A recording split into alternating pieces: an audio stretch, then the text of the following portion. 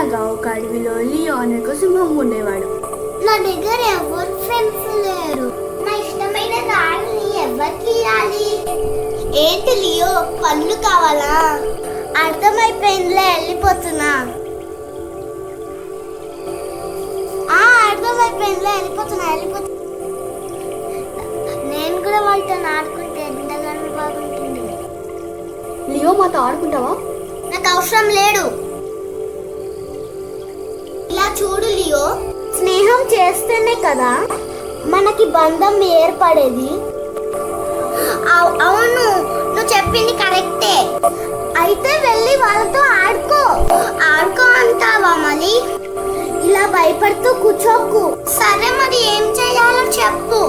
రేపు మన ఆడుకునే చోటికి వచ్చే. అలా రేపు పొద్దున అవుతుంది. లియో ఆసక్తిగా ఎదురు చూస్తాడు.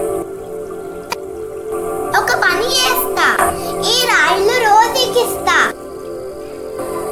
ఈ రాయిలు నాకు చాలా నచ్చింది.